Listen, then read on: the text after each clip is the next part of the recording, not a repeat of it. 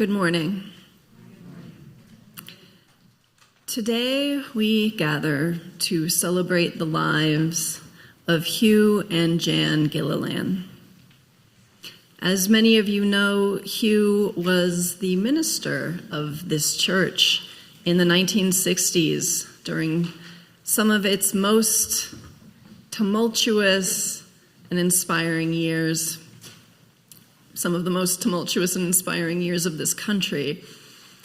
We have Hugh and Jan to thank for so many things in our community that we take for granted, including CCNS, the community nature school that still operates out of our religious education wing, and Friendship Manor, not Hugh to thank by himself, but he was instrumental in the creation of that organization, which we will hear all about when we read the obituaries in a little while. But right now, we are here to remember the human beings, celebrate their legacy and their love. Beloved family members, parents, friends.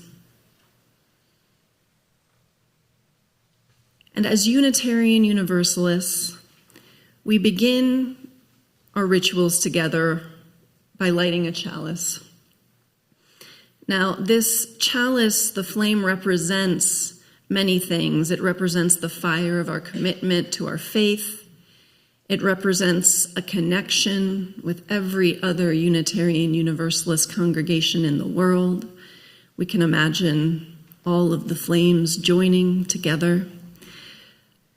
But in celebrations of life, in memorials, in funerals, the flame also represents the fragility and fleetingness of our lives.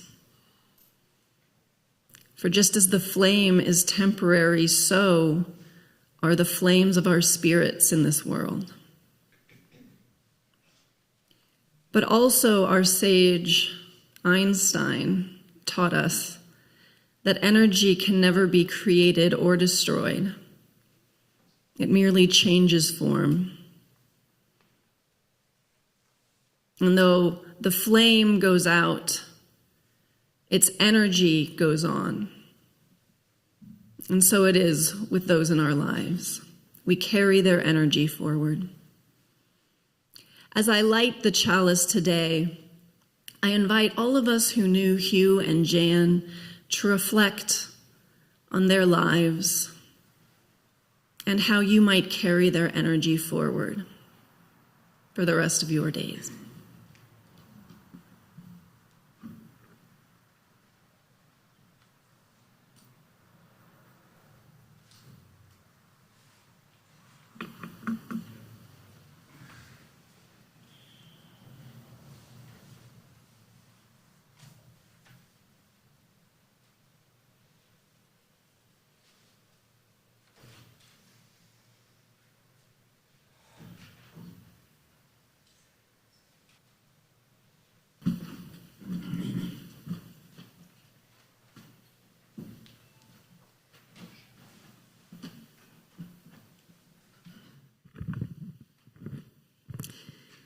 Please join with me in a spirit of prayer, meditation, or reflection. Spirit, known by many names beyond all understanding, we invoke you as we stand upon the threshold and say goodbye to Hugh and Jan of blessed memory. Holding the light of their lives in our hands, we raise it up to you in grief and in gratitude for all the ways they illuminated our lives. We reflect upon their faithfulness to each other and to the things that mattered.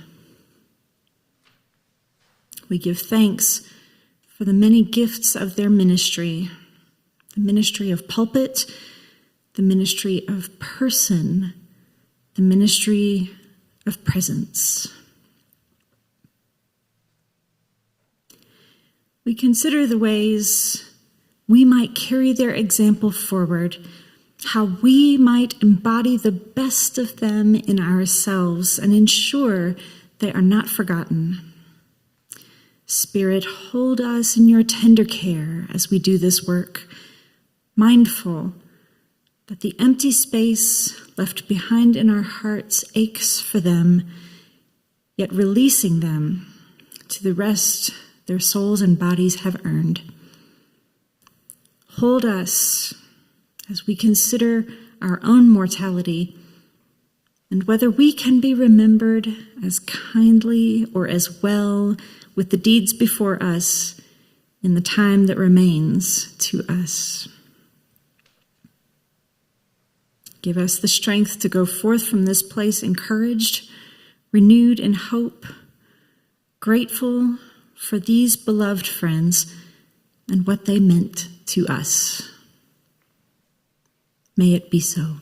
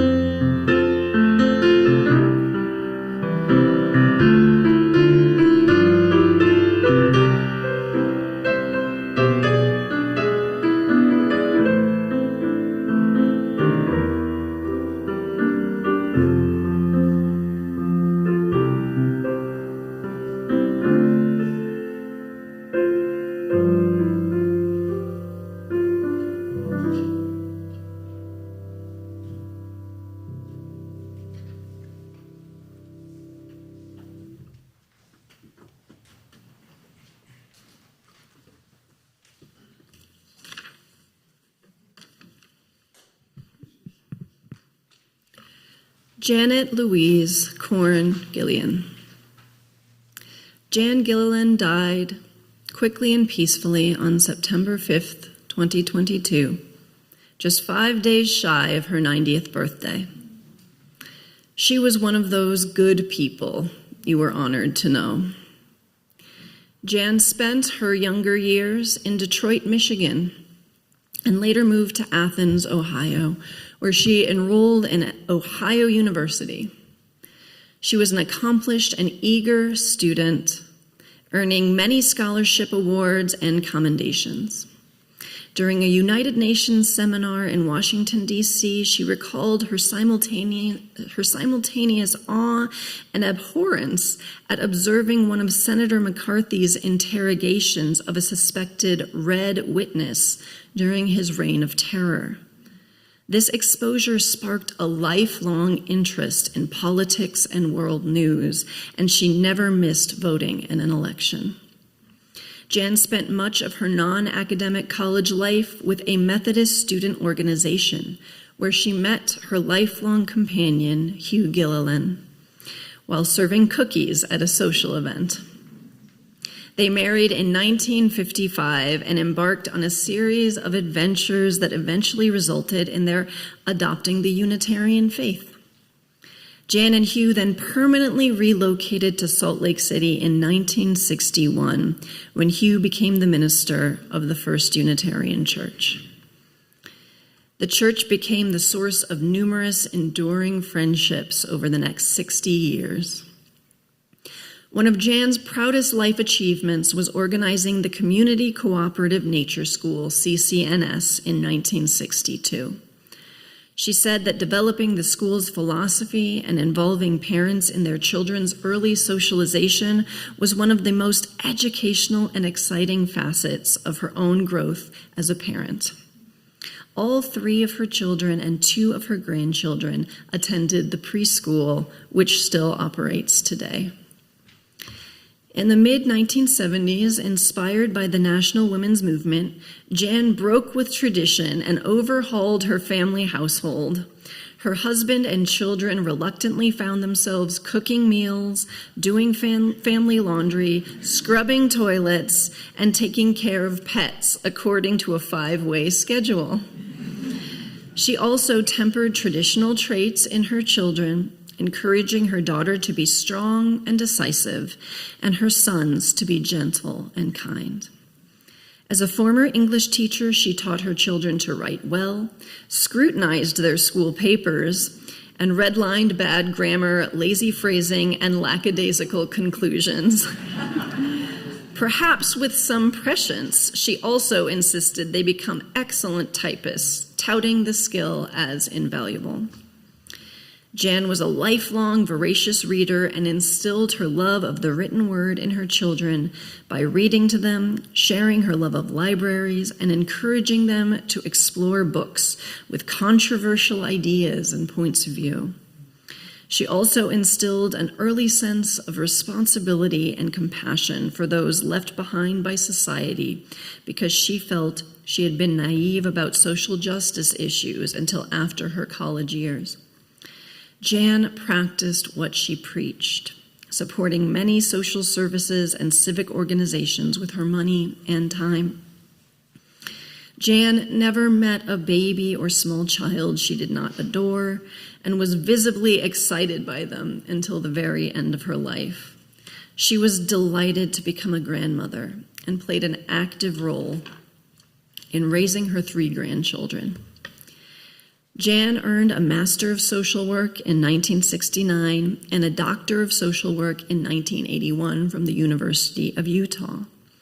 Her children were enormously proud of her and were delighted when someone asked for Dr. Gillilan on the phone, they could reply, "Which one?" She worked at the Murray Allen Center for the Blind, the Family Counseling Center, in private practice, and the Granite School District until she retired in 1996. In 1985, Jan and Hugh started the first Sylvan Learning Center franchise in Utah, where they helped countless children catch up on the fundamentals of education. They were also excited to start a book group in 1978, which continues today, and was cleverly described by one of their fellow bookies as a coven of literature, liberalism, wine, and BS. Jan and Hugh embarked on numerous vacations with friends and family over the years, including hiking, birding, and camping trips, cross-country drives to see relatives, visits to historical sites, and trips to Canada and Mexico. They visited every United States national park, and particularly enjoyed trips to Alaska and Italy. They celebrated their 50th wedding anniversary in Hawaii and their 60th in the Bahamas with family. Hugh Winfred Gillilan. Hugh Gillilan died peacefully on August 27, 2024. Like his late wife, Jan, he was one of those good people you are honored to know. Hugh was born in Akron, Ohio, and schooled in several of the state's towns, graduating from Ohio University in Athens. He met Jan his first year of college.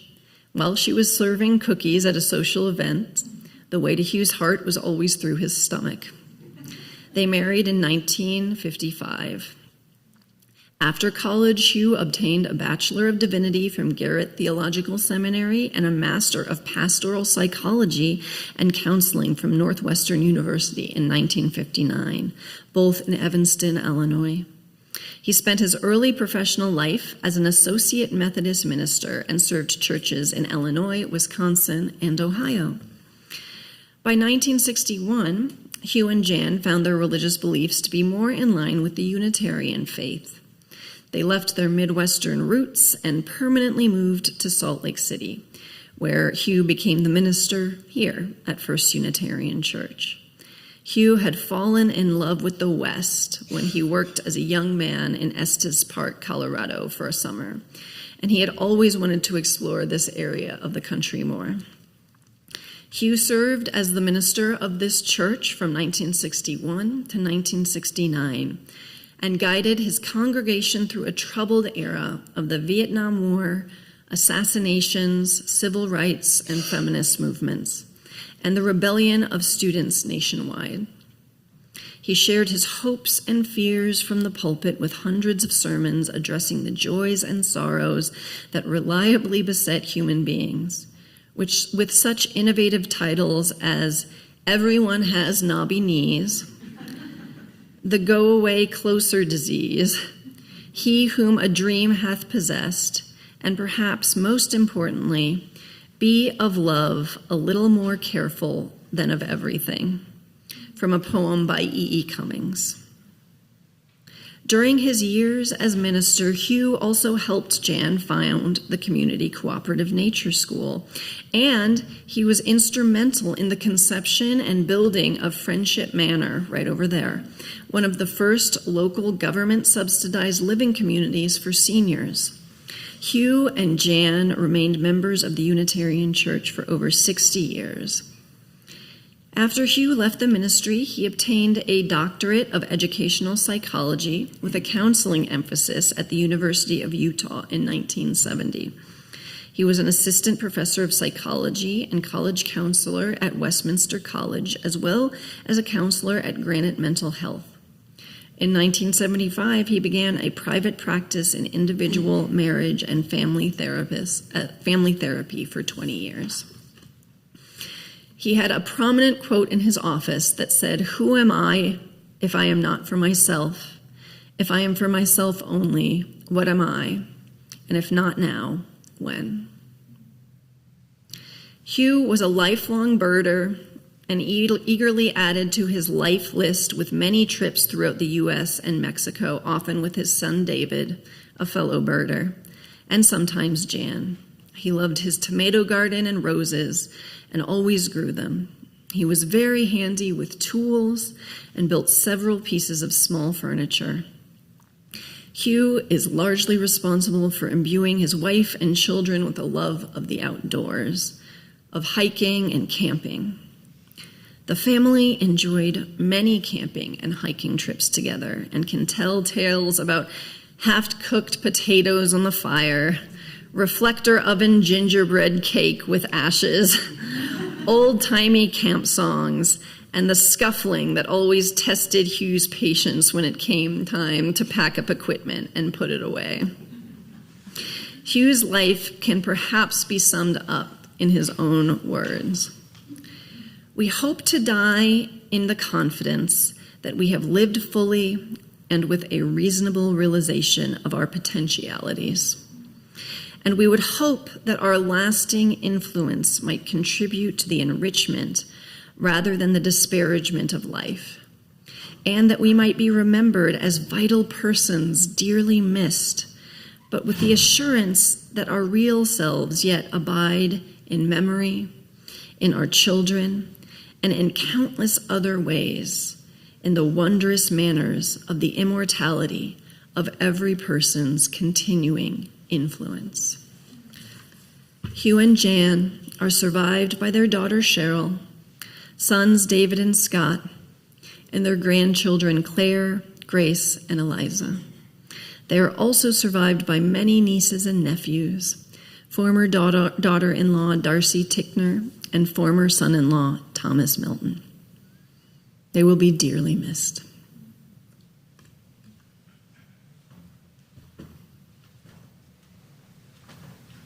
Many of you will recognize this piece as a Christmas song because it is. When the family was going through the estate, they found a folder that said songs we want at our memorial. And this was cut out of the church bulletin, our program, and circled and underlined. So we're going to get Christmas. We're good.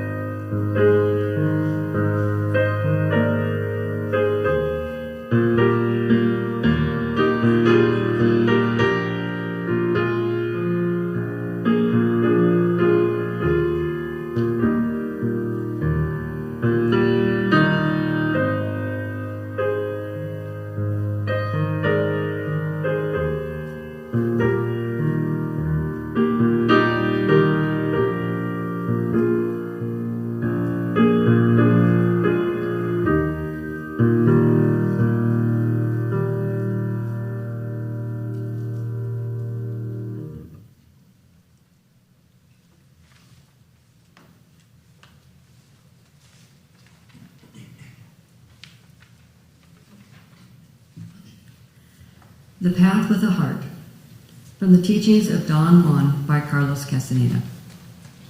Anything is one of a million paths. Therefore, you must always keep in mind that a path is only a path. If you feel you should not follow it, you must not stay with it under any conditions. To have such clarity, you must lead a disciplined life.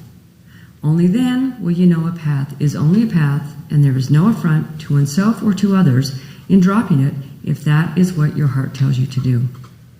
But your decision to keep on the path or to leave it must be free of fear or ambition. I warn you, look at every path closely and deliberately. Try it as many times as you think necessary. Then ask yourself and yourself alone one question. This question is one that only a very old man asks. My benefactor told me about it once when I was young, and my blood was too vigorous for me to understand it. Now I do understand it. I will tell you what it is. Does this path have a heart? All paths are the same. They lead nowhere. They are paths going through the bush or into the bush. In my own life, I could say I have traversed long, long paths, but I am not anywhere. My benefactor's question has meaning now. Does this path have a heart? If it does, the path is good. If it doesn't, it is of no use. Both paths lead nowhere, but one has a heart, the other doesn't. One makes a joyful journey. As long as you follow it, you are one with it. The other will make you curse your life. One makes you strong, the other weakens you. The trouble is nobody asks the question. And when a man finally realizes that he has taken a path without a heart, the path is ready to kill him. At that point, very few men can stop to deliberate and leave the path. A path without heart is never enjoyable. You have to work hard even to take it. On the other hand, a path with heart is easy. It does not make you work at liking it. For me, there's only the traveling on paths that have heart. On any path that may have heart, there I travel, and the only real challenge is to traverse its full length. And there I travel, looking breathlessly.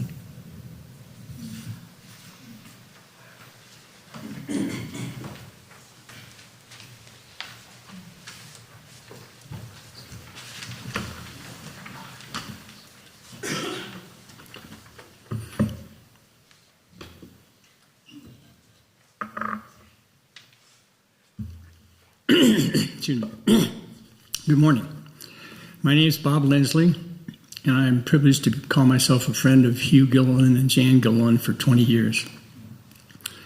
And David, before we start, I want to thank you for the introductory music to this service because it sounded like my 7th grade dance class playlist, so I enjoyed it. Thank you. 20 years ago, my wife Nancy and I retired and moved to Salt Lake City to be near our daughter and her new husband. Soon we began searching for a church like the liberal Presbyterian one we had enjoyed for 20 years in Florida, but we found nothing like it in the valley. Our daughter suggested we look at the Unitarian church near our home, and we gave it a try. We found a beautiful chapel with David Owens and piano leading a small choir, Tom Goldsmith preaching a great sermon, and a coffee hour in Elliott Hall. I think it was actually the sanctuary. The coffee hour in Elliott Hall that we found an engaged community of individuals active in causes we cared about and eager to have us join their effort. And I lost my place for a minute. It was there I met Hugh, who invited me to join a highway cleanup project in Parley's Canyon. His pitch made the job picking up trash for a couple of hours sound like great fun. Who knew? And with his friendly encouragement and concern for our safety and the sore muscles that would follow, we did have a great time. Hugh, I concluded, was a capable, soft-spoken man with a great sense of humor and a warm smile, and I wanted to know him better. In a short time, we'd made many friends here who were as active and involved as we wanted to be. I was asked to join a monthly men's dinner group, and I was happy to discover Hugh was a member too. Living just up the street from one another, we agreed to ride to the dinners together, and our friendship grew as we spent time listening to each other's stories and discovering we had several things in common. We discussed the Unitarian principles and his feelings about humanism, and we also talked much about his garden and the produce it was celebrated for around the country, around the city. He organized annual family camping trips, traveled to Mexico, Alaska, and much of the U.S. as a birder, and had an extended list checked off. He often was with his son David during those trips. My friend Hugh, at that time, had become my role model, my willing teacher, and I was eager to continue my education. About a year after joining the church, I learned I was on a list of nominees for the Board of Trustees. I was stunned. We were new to Unitarianism, and though we found much to like in the church, we knew very little about how it actually ran. I asked the person who told me about the list to get me off it. Please. He said he couldn't. And the slate would be voted on at the annual meeting in a few weeks. I was not convinced that I really could do this, so I needed someone to talk to, Hugh. He explained the job in detail and answered all my questions. At the time, the board ran the church, and each member of the board was also a chair of a committee. At least that was similar to the format of my former church in Florida. And Hugh thought that with that experience, his confidence in me and his willingness to be an advisor convinced me to accept the job. In addition to being grateful for the help, I appreciated the philosophical approach to my questions that I asked him. Once we discussed goals for achieving a fulfilling, meaningful life, like finding a partner. And after some discussion and suggestions, we arrived at a statement. Find a smart, strong, caring, and generous partner to share your life. Wonderful, nice, I like that. A little obvious, but nice. After a moment, Hugh said, how about be wise enough to choose instead of find? I said, I like that, that's good. And then he said, I could still see the wheels turning. And he added finally, and then be smart and work hard to ensure your partner has found the same thing. Wow. And I smiled. We both looked at each other and knew that we'd accomplished that one goal, at least to that date. Among the many community organizations Hugh served, and you heard the list is long, the Salt Lake City Library occupied a significant amount of his time and energy.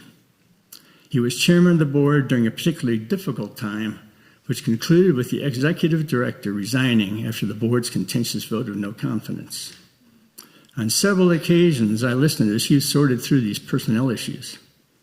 He believed that, among other things, you have to consider the greater good when managing a vital public organization. And given that he had been personally criticized by the press and participants in the discussions, he nonetheless took the high ground, demonstrating that a gentle, soft-spoken man could also be a strong and principled leader. Between church, our dinner groups, attending Utah football games, and just being neighbors, Hugh felt like a lifelong friend to me, though we'd met just a year before. We often wondered, since food was central to most of the endeavors we took on, why neither one of us could gain any weight. And we never did. 8 years my senior, almost 9, Hugh was living a life full of service, community, and to invoke a popular sentiment, joy. Using this example, I was able to envision a meaningful retirement for myself, and I discovered that Hugh had become not just a friend, but a true mentor. I don't know if I was ever able to convey how truly important his friendship was to me. Many years later, as we were driving home from another dinner, Hugh revealed that he was suffering from Parkinson's disease. We talked for a long time in his driveway that evening. I revealed I'd watched 2 very close relatives endure the slow progression of that disease. But Hugh said, unfortunately, his diagnosis indicated he was developing rapidly and with ominous dementia symptoms. He was realistic about his fate, but he believed he could travel the path before him with the knowledge he had a lot of support and he'd enjoyed a wonderful, fulfilling life. Resigned but hopeful, he was determined to finish the journey calmly and to avoid burdening his family. After Hugh moved into memory care, he missed his wonderful home and puttering in a productive garden, and he endured a period of sadness. But in time, his optimistic spirit reappeared, and he adapted to his new quarters. He enjoyed welcoming visitors, teasing the staff, and finding pleasure in the little things. His helpers his helpers found him charming and always told guests what a joy it was to be caring for him. The last time I saw Hugh, he could no longer speak and had been distracted on recent visit and seemed anxious. But as I came to his bedside this day, he smiled that great smile, pointed at me, and he mouthed the words I'd heard him say so many times, "I know you. I know you."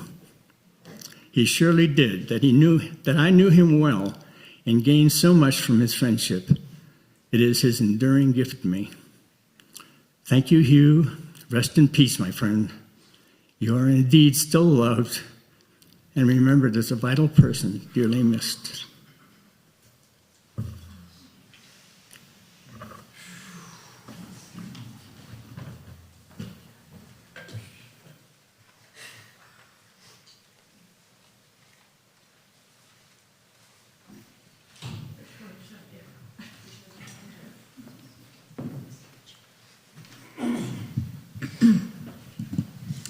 Can you hear me?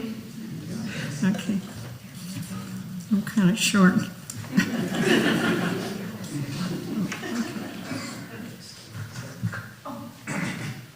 Oops. Okay. Is that better?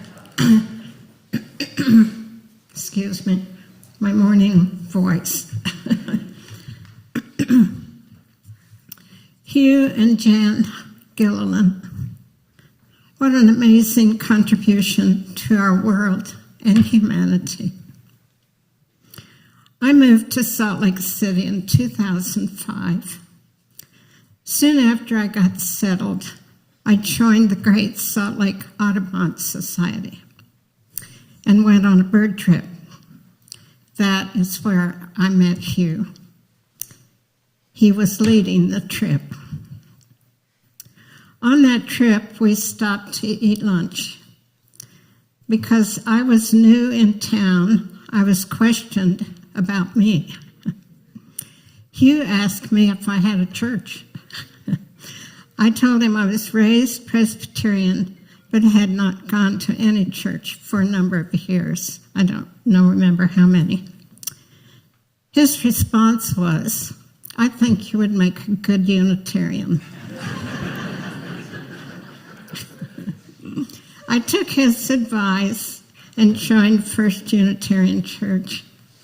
I would see Hugh and Jan and sometimes their son Dave at church gatherings. After Hugh went to memory care, I would see Jan often.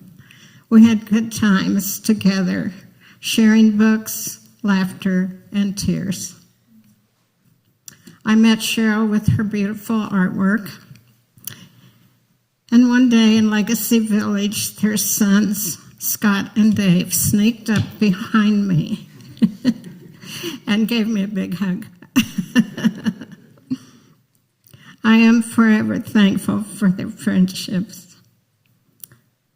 Hugh and Jan are missed, but not forgotten.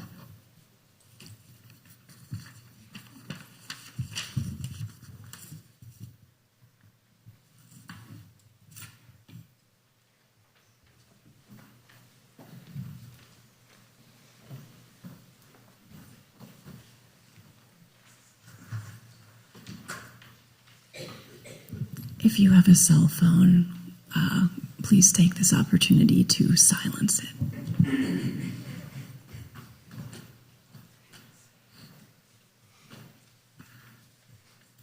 Good morning. I am Paul Wetzel, an ink-stained veteran of the Salt Lake Tribune and a proud alumnus of the Gillilan Book Group. Our invitation to the book group turned out to be one of the happiest moments in the lives of my wife Carol and me. Why? Because its members were such wonderful people.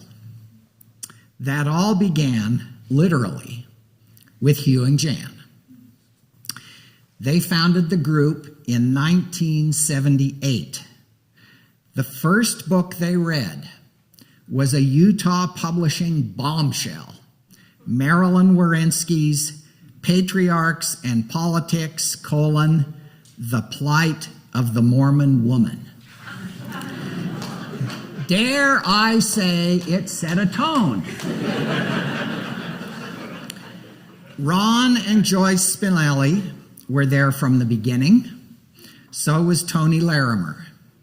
Edie Kokenauer shows up on Hugh's meticulous roster in 1980, and her husband Neil soon follows.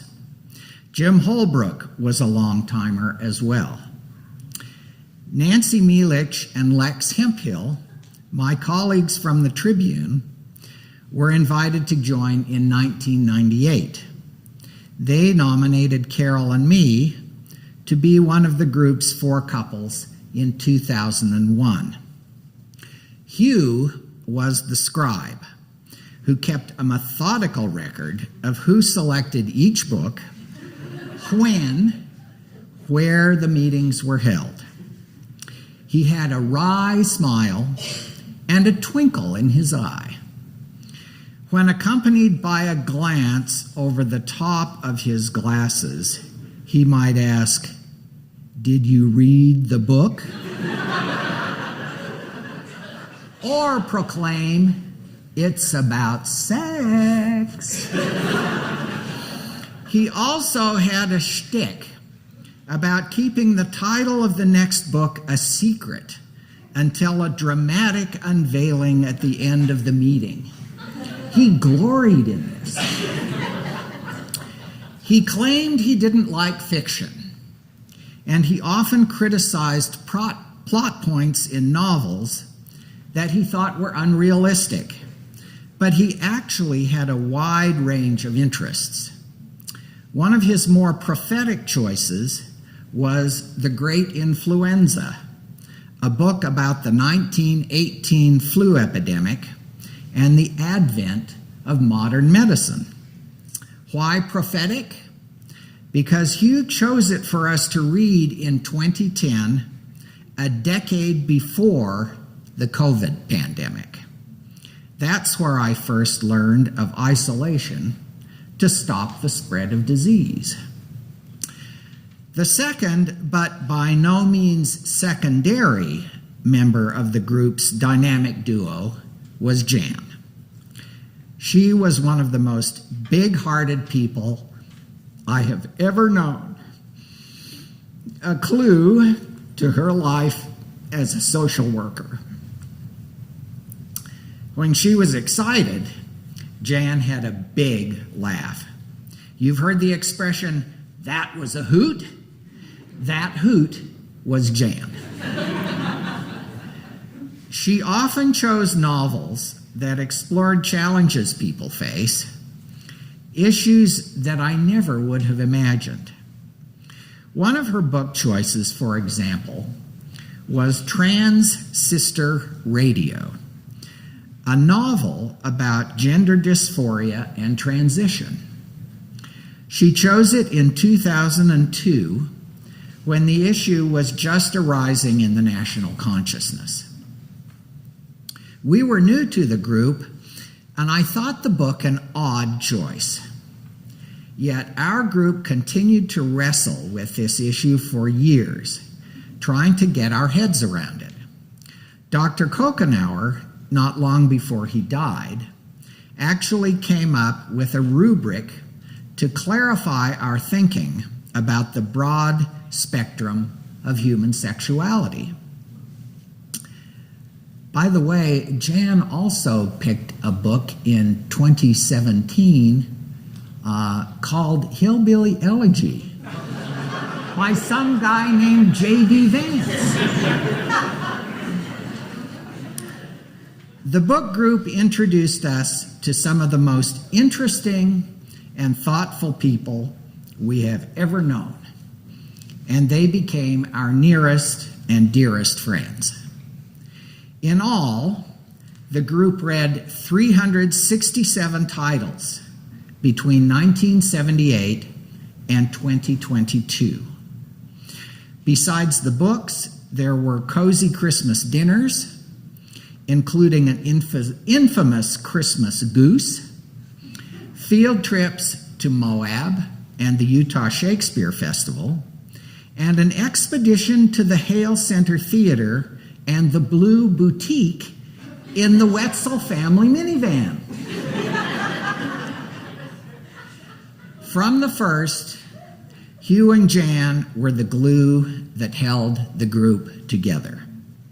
We lost Jan and Neil Kokenauer and finally Hugh in a brief span. And the survivors have quietly closed the book on the group. We will fondly remember our founders and the millions of words read, glasses of wine drunk, and conversations serious and outrageous that they inspired.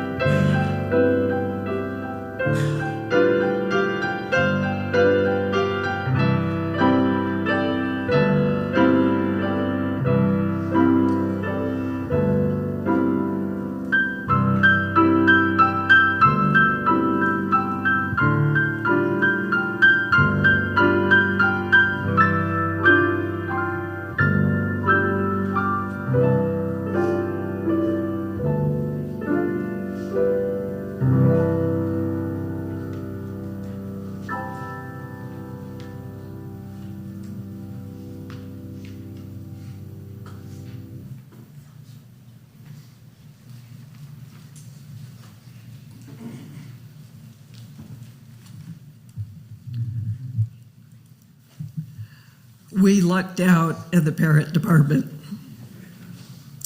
Despite squabbles and periodic discontent, we pretty much had a Leave It to Beaver family. Except in our case, Jude Cleaver was a feminist. My mother believed your gender didn't determine who did the laundry, cooking, cleaning, or how you presented yourself in the world. If you lived in our home, you had to commit to taking care of the house, yourself, and other family members. I want to share with you some other salient values I believe my parents nurtured in David, Scott, and me over the years, and later their grandchildren. The first value is building a stronger community. One thing I always admired about my parents was that if they identified a need that wasn't being addressed, either in their personal lives or that of the community, they developed a plan to address it themselves. For example, as you've heard, CC&S preschool was started because my parents couldn't find a place for 4-year-old me that valued a foundation of social skills and creative play more than the alphabet and learning numbers. Later in her social work career, my mom also started a series of love and logic classes for parents so they could learn to set meaningful boundaries and expectations for their children. This is a good example of how my mother's love and logic brain worked. We young siblings were always tasked with cleaning up the dog poop in our backyard. Of course, we used to argue about who had to pick up how much, so my mom developed a rule. One of you divides the space, and the other two get to choose first which part they're taking. I can assure you that you never saw such gerrymandering of property.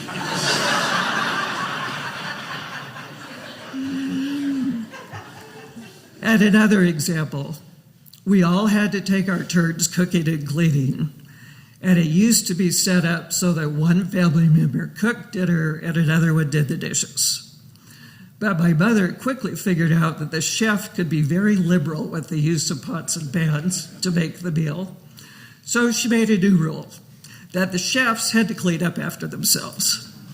Funny, but way fewer dishes were used in the creation of meals this way. In fact, my dad became the master of the one-pot meal. Seriously. Building a stronger community also showed up in all the volunteer work my parents did.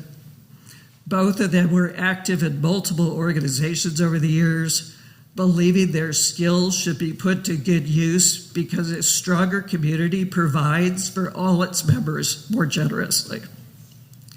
And they were also good about donating money to important causes and teaching us to do the same. I remember my dad asked me one time whether I wanted to donate money for shoes for kids who didn't have any. My total assets at the time were about $20. But after looking in my closet and seeing my multiple pair of shoes, it was pretty clear to me that those kids needed $5 of my savings more than I did. Another value my parents shared was acquiring knowledge. They highly valued formal education and both attained doctorate degrees in their fields. They particularly believed that a solid liberal arts education was essential for understanding other people and clarifying one's own beliefs. I don't think we realized that not going to college was an option. But my dad did have a 500-mile rule about where we could go to school. He drew a circle on a map that was 500 miles from Salt Lake. I think the point was that he wanted us to experience what it was like to leave the shelter of our hometown, but he also wanted us within a day's drive. We've all laughed about how badly we violated that directive. Scott and I headed for the West Coast, and David landed on the East Coast. And then we all moved to other states for graduate school, none of which were within 500 miles.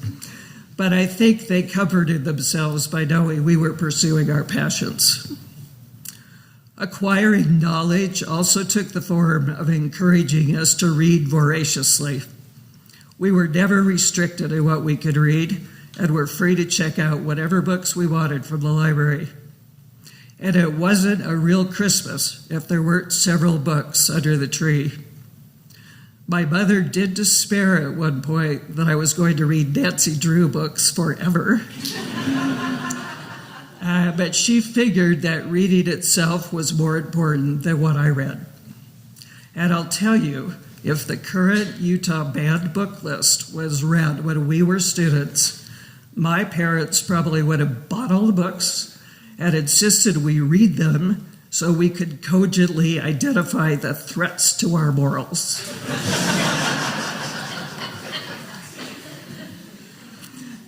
My parents were also very keen on the power of yes and the power of no. If you said yes, it meant yes. If you said no, it meant no. I remember my mother on more than one occasion explaining to one of us young siblings that, yes, your brother or sister is being kind of a pill by refusing to share their toy with you, but it's their toy and they get to decide. And your toys are your toys, and you get to decide how to share them as well. This philosophy developed some clever negotiation skills amongst the three of us. And speaking of yes and no, I recently found this paragraph in my dad's sermon entitled Dissent, Rebellion, and Affirmation, written in the mid-60s when the three of us were very young. He said, "In the growing child, rebellion is as necessary as food, shelter, and rest. And if my children are any indication, rebellion is as inevitable as opposition to fluoridation among Utah legislators."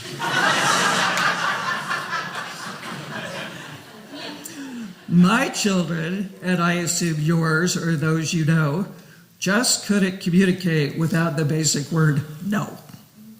Nor would I really want them to, despite my usual aggravation when they challenged my infallible wisdom, authority, and personal whims. If they don't feel that they can be no now in honesty, then I doubt whether they will be able to be yes in the future with authenticity. Through the testing of authority, children learn who they are and who others are. They must learn that there will always be some no's to be observed, always some limits to individuality, but they must also learn to challenge authorities when appropriate and to develop enlightened and independent judgment. My parents also taught us the value of nature, but that we could derive peace and sustenance from it, but we're obligated to care for it in return. One of my first memories of this lesson was when we would go camping. When it came time to pack up, my dad would always say, "Okay, go pick up all the trash you can find." Initially, we balked at this request because we didn't think it was fair that we had to pick up other people's trash. But it was duly impressed upon us that since we were the last ones to use this space, we were responsible for leaving it clean. My parents also had the great quality of showing up. They always supported whatever athletic, musical, or school performance we were involved in, and they continued to do this for us as adults and with their grandchildren when they were in school. They were always available to talk through issues as well, both when we lived at home and when we had flown the coop. Back in the olden days, before internet access, my parents would regularly write letters to us or spring for long-distance phone charges. And if we were really up a creek with no paddle, one or both of them would show up in person. They didn't always have the answers, but they were quick to support us with problem solving. I remember a simple but brilliant piece of advice my dad gave me many years ago when I was sobbing on the phone that I honestly did not know how to solve a situation. He said very succinctly that you need to talk to someone who does.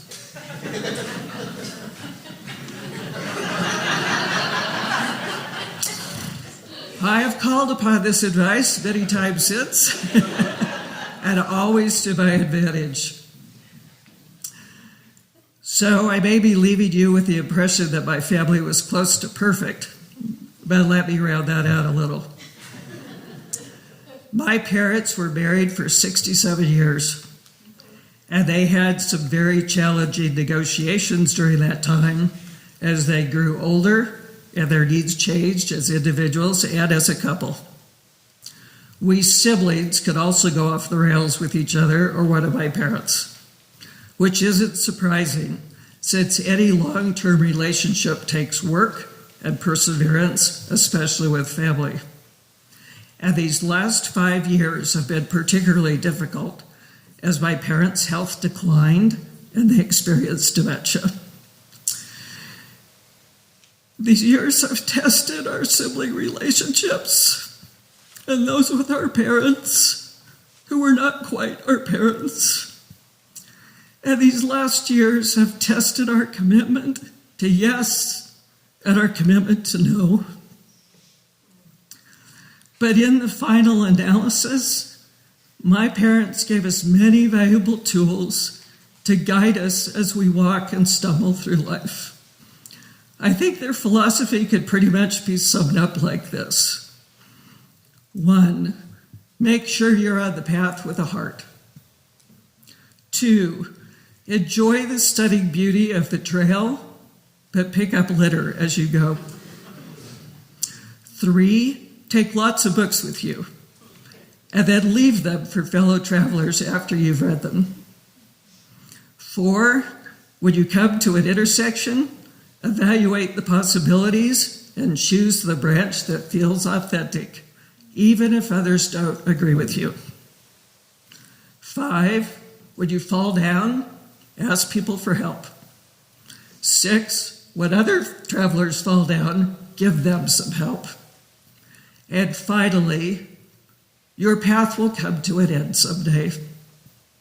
There will be many debates about what happens next, but in reality, all we can hope is that we took each step as solidly as we could so that our footprints are visible to those following behind us. My parents left many guiding footprints for their community of family, friends, congregations, clients, students, and others they encountered along their paths. And for this gift, I am profoundly grateful.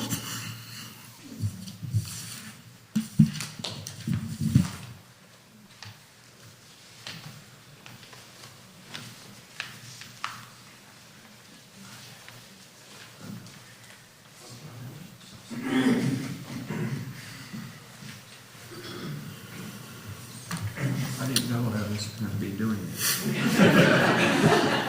I need my support. Thank you all for being here on this beautiful Wasatch morning. My brother David is with me up here, and after I share some of my memories and thoughts, he's asked me to share a few of his. It's honestly surreal standing before you right now at the very pulpit where my father delivered almost a decade of eloquent sermons. He always seemed to be at ease, well-prepared, intelligently provocative, and authentic. He had his own unique brand of gravity. He's a hard act to follow up here. So the wheel of our family life is now turned with their passing. My siblings and I are adults of a certain age, still evolving from the seeds our parents planted in us, doing the work of living and loving. I'm standing here today actually far less prepared than my father always was, feeling into the mix of the sorrow and lost memories and acutely aware of how much I love my parents. In moments such as these, in this sense of dis-ease, I hear my mom's voice assuring me, Scott, Just breathe. Everything's going to be all right. This too shall pass, and we will all move on. Whew. Okay. So for when looking for an anchor for the cacophony of feelings that have been surging through me for quite some time, and actually over a journey of 4 or 5 years, I randomly found some inspiration from none other than the Talking Heads' seminal song, Once in a Lifetime, where, among other questions, David Byrne catchily asks, well, how did I get here? How do I work this? The following is the part about how we got here. Our family lore includes the story of my mom flying both physically and emotionally into the unknown to Salt Lake City to reunite our family with my dad, who had immigrated to Salt Lake a bit earlier to begin the ministry. She was several months pregnant with me and tending 2 squirmy toddlers, seeking comfort and soothing in her lap, all while copiously vomiting from the turbulence over the mountains, and likely with sheer nervous anxiety. Upon landing and descending to the hot, dry, late summer tarmac, my mom, surveying the brown and parched foothills, memorably looked at my father and said, "Hugh, where on earth have you brought us?" So that's literally how I got here, standing before you now. My siblings and I then began, quite literally, growing up in this space and community. Me, the ministers, and his wife's cute new baby, my brother and sister, the adorable toddlers. We were a healthy bundle of simple and innocent joy, and as we grew, we began bursting with curiosity and energy.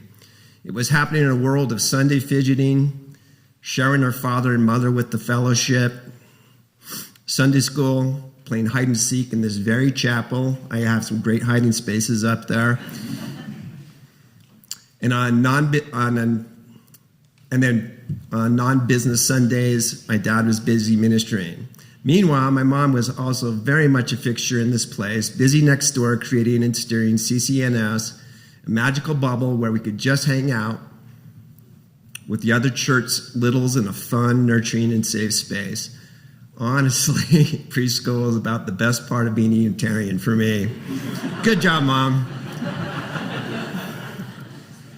Other vivid memories, my dad all dapper in his dark robes at the pulpit and highly anticipated Christmas Eve gatherings.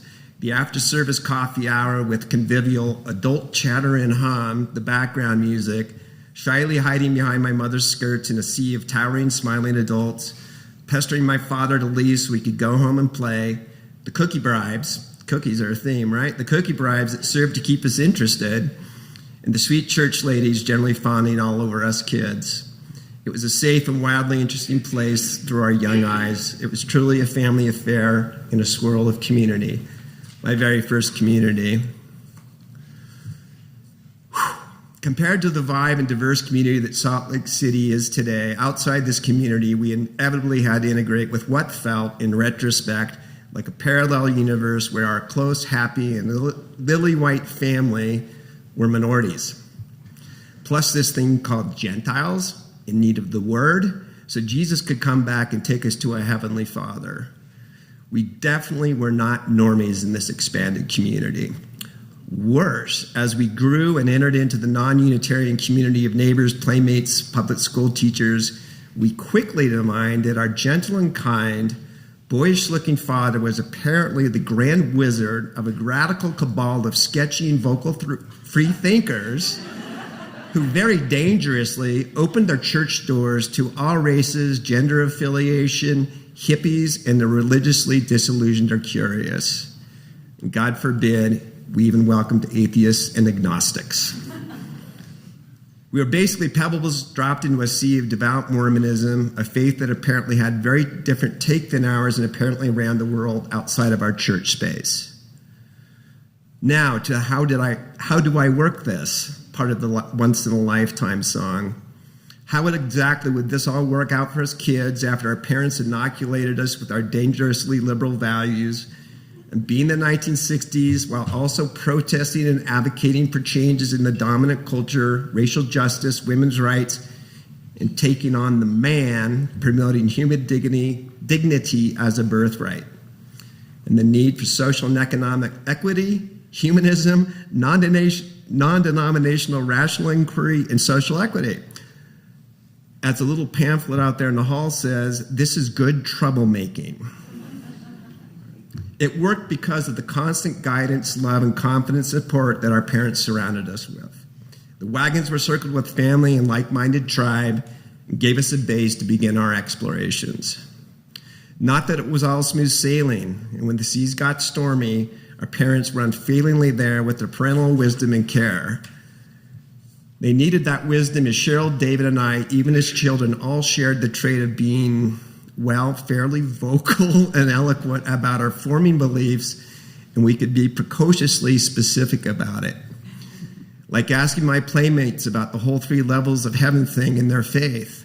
I posited that if non-Mormons like us could get to the lowest level of heaven, as long as we don't kill anyone and weren't evil, what's the point of the other 2 levels?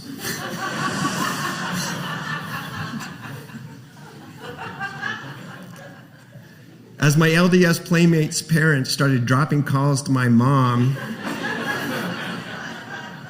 about maybe it's not such a good idea for Scott and Jeff to be playmates, my mom and dad always had just the right words, including maybe being a little less vocal about religion and just be a kid and play kickball. Just another example, on the occasion of my 40th birthday, my parents compiled a list of their memories of me that included these gems from my grade school days. You're conducting sex education for the neighborhood children without our or other parents' permission. You're having a special skill at pushing the envelope. I can directly relate knowledge of the act of sex at that age and pushing the envelope to my parents. They were convinced that we needed to know about the real birds and bees at a young age, not the hush-hush shame mystery they grew up with. And by their own example, how couldn't we push envelopes? Leading by example and with memories of their own difficult childhoods, they wanted us to grow confident wings early, take risks, and meet our fears. They taught us it was okay to explore, get lost and scared, screw up, fall down, get dirty, be outspoken, but you have to be rational. They wanted us to learn from making poor choices. We learned from them it was okay for boys to cry. Remorse happens, but sincere apologies usually make that go away. And we could make better choices the next time. That when we disappointed or hurt someone through our actions, that did not mean those people no longer loved us. One always gets another chance to be better. These lessons from my parents still guide and shape my life and relationships. We truly had gifted parents. I can speak for my siblings that our parents fostered a sense of family that really knew no limits, with respect to loving each other and the power of mindful listening, kindness, and always getting each other's backs. Our family was a very safe refuge in every way, from our early years to this very day. What a gift they gave and taught us. I'm benefiting from this support this very moment. My parents were always highly engaged with us as we morphed into young adults and beyond. Preparing my comments, I had the opportunity to peruse letters I'd written to them during my graduate and undergraduate school. Thanks for saving those, Mom. It was yet another reminder that for most of my life, my parents were my primary confidants, supporters, and boosters. And importantly, my own pain and angst was never too much for them, and I eagerly turned to them in some of the hardest moments of my life. An example of the latter being that in my early 40s, I had a devastating experience losing some of my closest friends and colleagues to deaths of all kinds every year for 6 straight years. In this period, my then wife, Darcy, soon after giving birth to my beautiful daughter, Eliza, became seriously ill with a chronic pain complex and immune problems. Then came a painful divorce. Not surprisingly, I entered into a deep depression and lost all my faith in the universe. So my way out of this, my parents, of course. After what must have been a very concerning call to me, they dropped everything they were doing and drove up to Bozeman the next day and stayed with me for a month. Their superpowers of unconditional parental love, empathy, skills gained as therapists helped me get out from under unbearable grief and loss. My mom's excellent soups and comforting meals also went a long way. They might have literally saved my life. Thanks also to Sheryl and David, who also showed up. So really quickly, other things they gave and nurtured to me: a visceral love of wild places and the animals and plants therein, a love of learning, and the support to educate myself and pursue a meaningful career. Taught me the enduring value of love and kindness in all relationships. Helped me realize that while I had won the birth lottery, so many others are far less fortunate and deserve compassion. I learned that everyone makes mistakes, even parents, both big and small ones, and learning from them is part of human growth, and one should strive for growth until the end. So now I'd like to share some of David's memories and thoughts on this occasion. You ready? Okay. Where did this come from? Where did this come from? Yeah.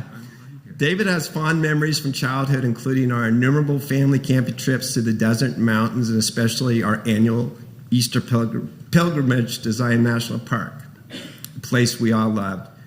He also remembers our dad telling us tame ghost stories around the fire and my mom hushing him not to scare us kids before bedtime. David also remembers his birding adventures with dad and mom, who sometimes reluctantly came along but was a good sport about their obsession. They followed bird migrations locally, including the shores of the Great Salt Lake, Mexico, Texas, the southern states, and the eastern U.S. seaboard. They traveled well together, and they really got along. On these trips, they also enjoyed checking out the local sites. He remembers mom and dad going to all of his numerous graduations, including graduate and law school, and then celebrating his accomplishments as an author of 2 books in his law career. As an avid mountaineer, he remembers my parents' concern for his well-being on his climbing adventures. And no matter how gnarly it actually was, he would later assure them it was pretty easy. No problems at all. As his brother, I got the real story. He remembers mom and dad always encouraging us to go forth and live our full lives. He always looked forward to seeing them, and memorably when he returned from his solo year-long around-the-world trip. He remembers that on some of his last visits with dad, he clearly recognized us, greeting us with his distinctive wry smile and gentle manner. Up to near the end, he noted dad was still trying to help his fellow residents with small and helpful gestures. He sat at their passing and misses them very much, as do we. Thank you for giving us this time to share our memories with you.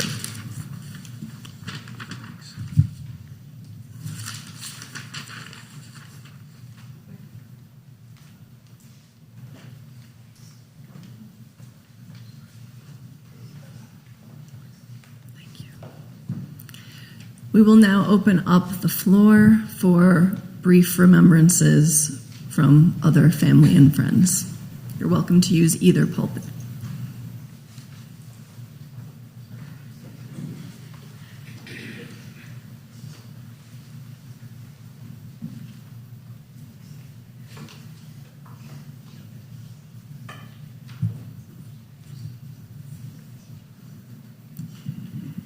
I'm Dixie Huffner, and I would just like to share a remembrance that goes back to the mid-'60s when I was a young mother, and Janet, as she was then known, was working with Nancy Neal to create the Community Cooperative Nursery School, as it was then called. It turned out to be an extremely valuable experience for me to have the mentorship of Jan and Nancy at that time. I was a new parent. I didn't know very much about developmental behaviors in children. And I got this profound understanding of the value of positive reinforcement and how the world worked so much better with your children if you approached it as thou shalt and not as thou shalt not. And it became a guiding feature in my parenting, even when I failed. And it has stayed with me ever since as one of the most valuable gifts I've ever received from anybody.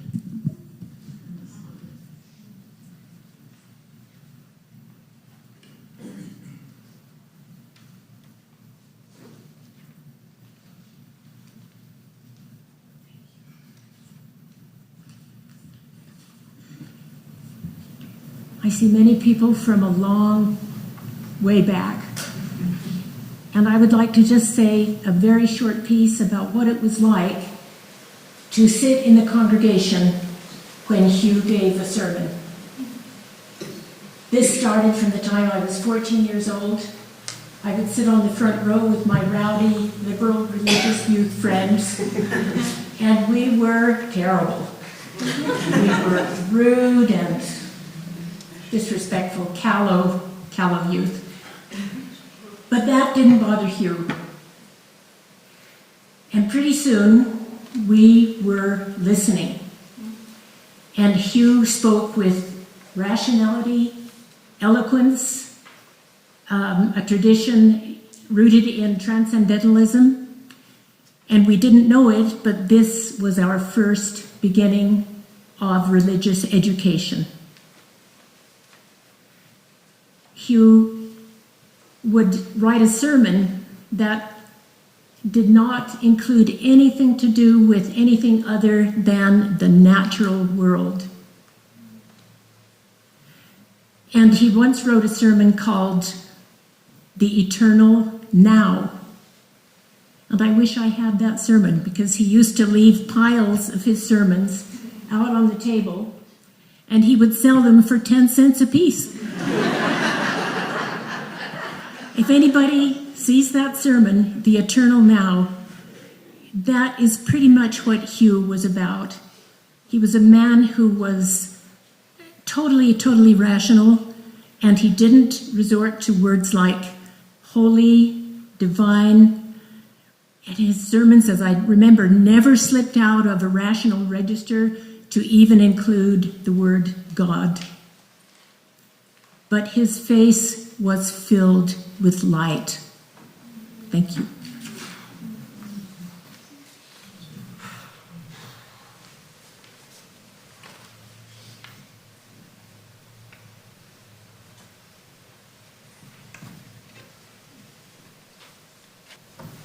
Can I just say something quickly to Heather?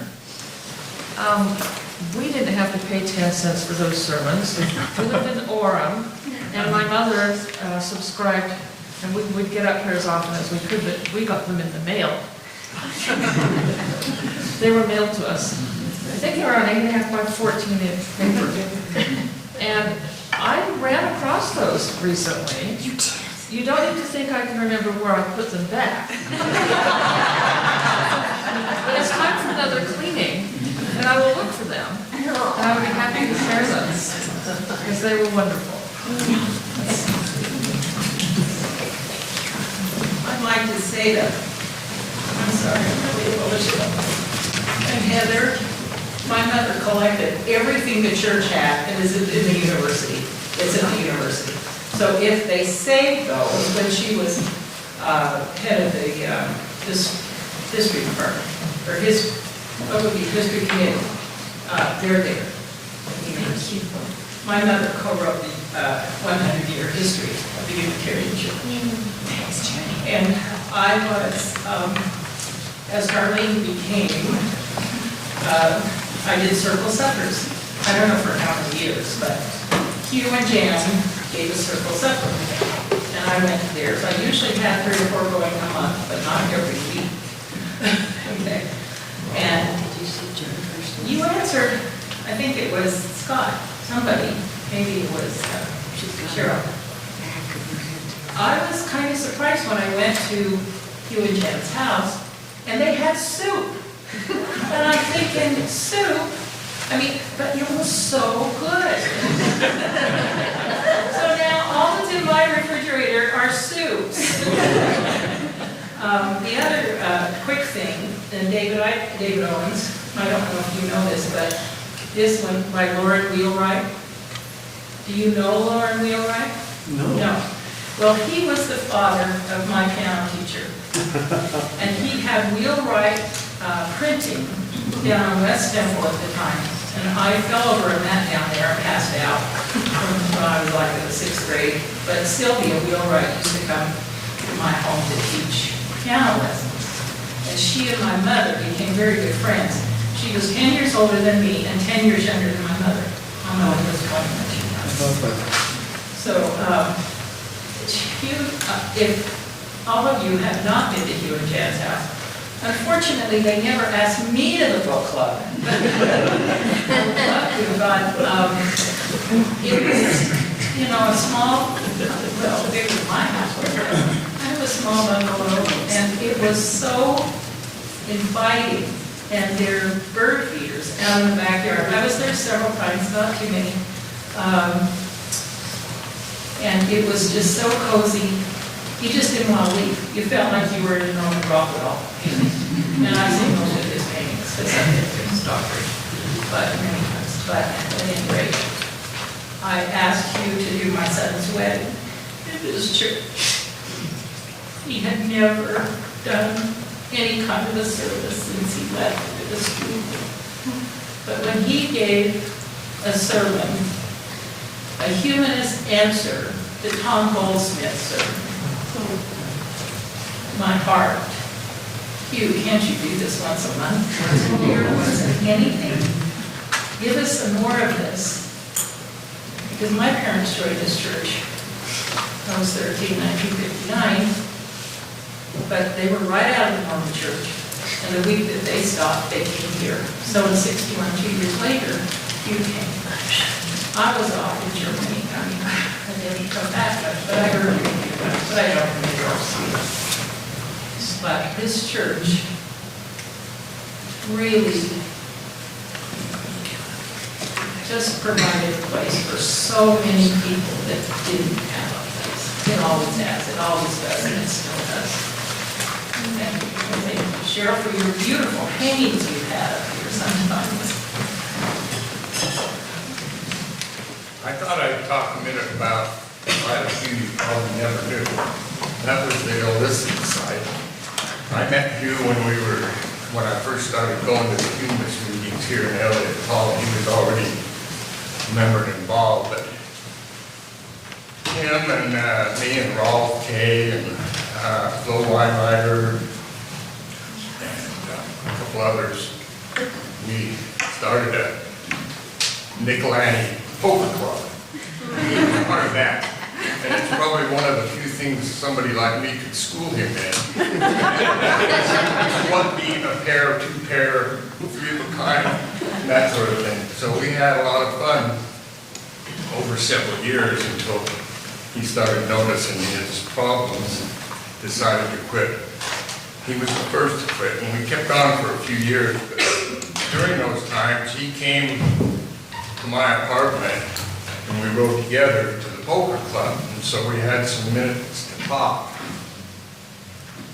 And it's kind of a sad one, but in a way it shows what he was like. When we got talking, and he asked me about my service in the Air Force, and I told him that I was a munitions and a weapons specialist, and that intrigued me. And we got talking, and we came to the conclusion that it was such a horrible waste of resources, both human and real, to make things to kill other people. And I can't think of anybody that was more an example of a person of peace than you.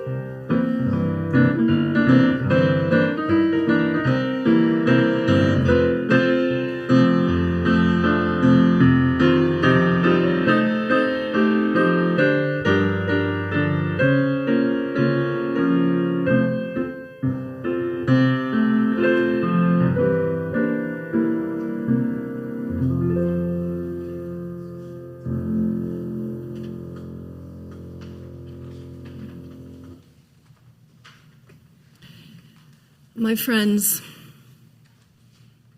especially those who were close to Hugh and Jan, especially family, if you are grieving, I encourage you to grieve with one another. And we know that the arc of grief is long, especially when those lost are very dear to us. And I encourage you as you navigate and move through your grief, be it months or years down the line, continue to reach out to one another. Continue to hold one another in your grief. For it is by supporting one another that we can lighten the burden somewhat. I have heard it said that grief is the price of love. But love does not only come with debt, it also comes with responsibility. And just as the flame's energy is not destroyed by snuffing it out, those of us who loved Hugh and Jan now carry the responsibility for the rest of our lives to live into that love, to allow that love to change us, to live that love forward. As we extinguish our chalice today, I invite you to meditate on how you might continue to live in to that great love.